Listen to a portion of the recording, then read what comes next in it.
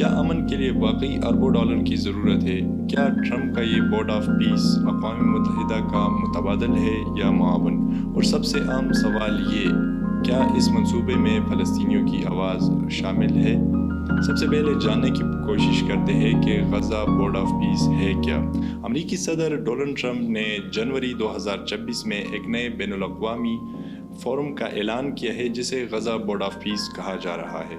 اس board کا مقصد غزہ میں جنگ بندی کو مستقل امن میں بدلنا، غزہ کی تعمیر نو اور مستقبل کے سیاسی انتظام پر فیصلے کرنا ہے۔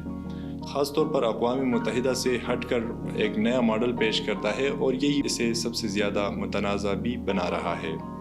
کون کون سے ممالک اس بورڈ آف پیس میں شامل ہیں؟ ابتدائی طور پر پاکستان، سعودی عرب، قطر، مصر، ترکی، اردن اور UAE جیسے ممالک اس میں شمولیت یا حمایت کا عندیہ انہوں نے دے دیا ہے، اور کئی یورپی ممالک نے تاحال محتاط رویہ اپنا رکھا ہے، جبکہ کچھ ایسے اقوام متحدہ کے کردار کے لیے خطرہ سمجھ رہے ہیں۔ کیا واقعی شرکت کے لیے پیسے دینے ہوں گے؟ سب سے زیادہ بحث اس نقطے پر ہو رہی ہے۔ جی ہاں، اگر اس کی مستقل رکنیت کسی بھی ملک نے حاصل کرنی ہے تو اسے $1 ارب بورڈ آف پیس کو جمع کرنے ہوں گے یا ادا کرنے ہوں گے، اور ڈونلڈ ٹرمپ جو ہے وہ مستقل طور پر بورڈ آف پیس کے چیئرمین ہوں گے۔ اس بات پر بھی شدید تنقید ہو رہی ہے کہ ڈونلڈ ٹرمپ کے پاس حد سے زیادہ اختیارات ہے، وہ چاہے تو کسی بھی وقت اس میں ترامیم کر سکتا ہے یا وہ ادارے کو سرے سے ہی ختم کر سکتا ہے۔ سوال اب یہ ہے کہ کیا اب صرف وہی امن خرید سکتا ہے جن کے پاس پیسے ہو؟ بورڈ آف پیس کے مطابق آنے والے مہینوں میں غزہ کے لیے عبوری انتظامیہ، بین الاقوامی امن فورس اور تعمیر نو کے مالیاتی فیصلے اسی بورڈ کے تحت طے کیے جا سکتے ہیں۔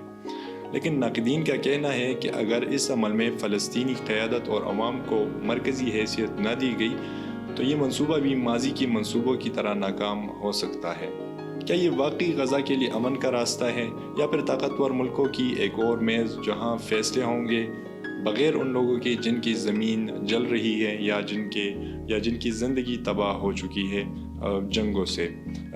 باقی جن ممالک نے اس میں شرکت کی اس پر تو تاحال اتنا تبصرہ نہیں ہوا، لیکن جہاں پاکستان نے اس میں شرکت کی اور پاکستان نے جہاں ایگریمنٹ سائن کیا، وہی اس پر بہت زیادہ تنقید بھی ہو رہی ہے۔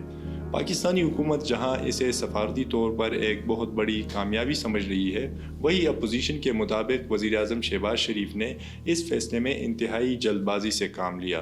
نہ ہی پارلیمنٹ میں اس بات پر ڈیبیٹ ہوئی اور نہ ہی کسی کے ساتھ اس کا ذکر کیا گیا۔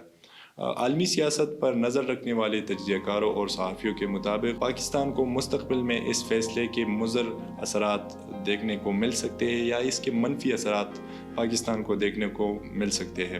ایک پوائنٹ کے مطابق غزہ میں حماس کو غیر مسلح کرنا، اس پر سب سے زیادہ ڈیبیٹ ہو رہی ہے کہ یہ کوئی پلان ہے یا واقعی یہ امن کے لیے کوششیں کی جا رہی ہے۔